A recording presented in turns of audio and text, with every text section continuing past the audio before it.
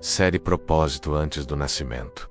O que Deus já declarou sobre você. Parte 1. A pré-existência do plano. O design no silêncio da eternidade. A busca humana pelo propósito geralmente começa com um olhar para fora, talentos, oportunidades ou necessidades do mercado. No entanto, a revelação bíblica e espiritual inverte essa lógica. O seu propósito não é algo que você constrói, é algo que você descobre. Ele não começou no dia em que você deu o primeiro suspiro, mas no dia em que Deus, na quietude de sua eternidade, pronunciou o seu nome. Juan, o conceito de prognose e a intencionalidade divina. A primeira grande revelação sobre o propósito é que ele é precedente à matéria. Em Jeremias 1:5, encontramos a chave mestra. Antes que eu te formasse no ventre, eu te conche. E, antes que saísses da madre, te santifiquei. A palavra hebraica para conhecer aqui, yada, não se refere a um conhecimento intelectual ou estatístico. É um conhecimento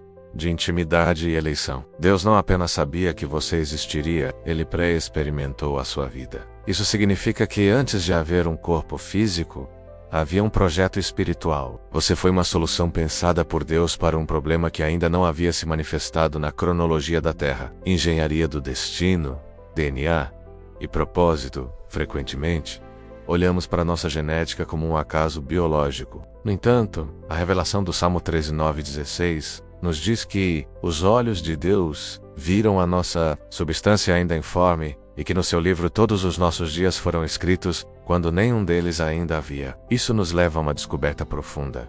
Sua biologia é serva da sua missão. Seus traços de personalidade, seu temperamento, até mesmo as aparentes limitações físicas ou circunstanciais de seu nascimento, foram calibradas para a execução de um propósito específico.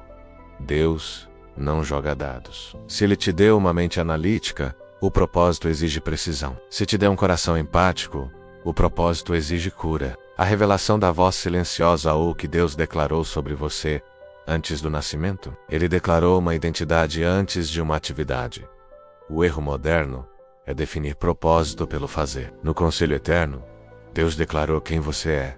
Muitas pessoas passam a vida tentando ser alguém, sem perceber que o alguém já foi definido pelo Criador. A angústia existencial que muitos sentem é na verdade um chamado de retorno à matriz original. É o eu temporal tentando se alinhar com o eu eterno que Deus projetou. O propósito como uma resposta a uma necessidade do reino Deus. É um economista perfeito. Ele não cria excessos. Se evoca na sul, é porque há um vácuo na criação que somente a sua existência pode preencher. O propósito não é sobre a sua felicidade pessoal, embora ela seja um subproduto, mas sobre a sua utilidade no reino. Antes do seu nascimento, Deus olhou para a história humana, identificou uma lacuna menos, talvez um lugar que precisasse de uma nova forma de justiça, de uma arte que curasse, ou de uma liderança que libertasse, e então desenhou você para ser a resposta. Você é uma palavra que Deus pronunciou para o mundo. Se o mundo ainda não ouviu essa palavra, é porque você ainda está tentando falar o idioma dos outros. 2. O despertar da identidade, decifrando as marcas de Deus em sua história. Esta sessão foca na transição do plano eterno para a realidade terrena, explorando como os traumas e as vitórias da infância são pistas escondidas do propósito. A arqueologia do destino, descobrir o propósito, exige uma arqueologia da própria alma. Precisamos cavar sob as camadas de expectativas sociais para encontrar as fundações que Deus lançou. Juan, as inclinações sagradas. O que te fascinava antes de o mundo dizer o que deveria ser importante. 2.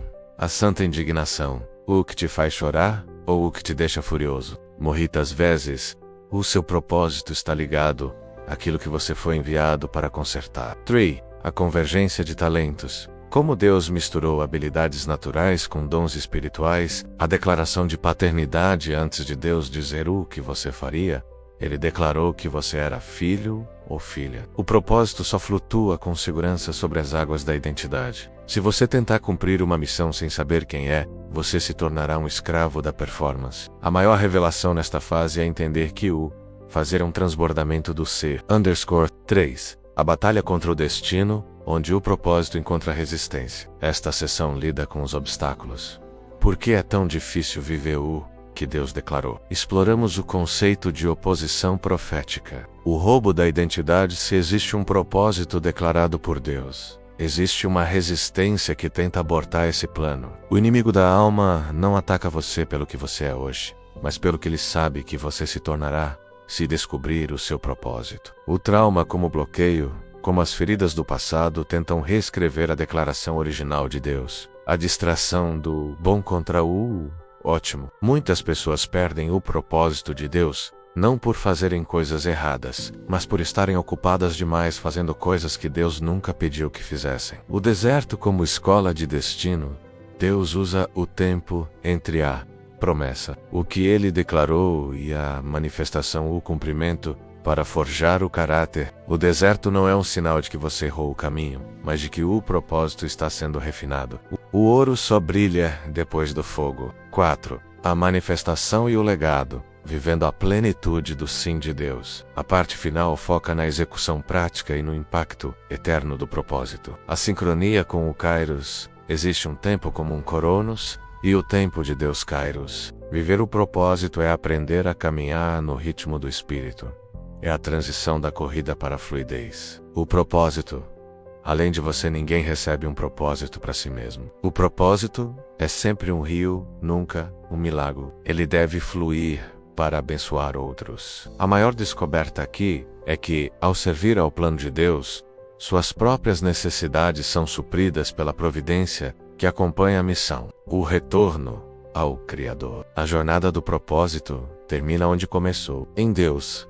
Viver o que foi declarado antes do nascimento é a única maneira de chegar ao fim da vida e dizer, como Paulo, combati o bom combate, acabei a carreira, guardei a fé. É a satisfação de saber que a sua existência não foi um acidente, mas uma obediência. Não deixe de nos seguir nas redes sociais e até o próximo episódio.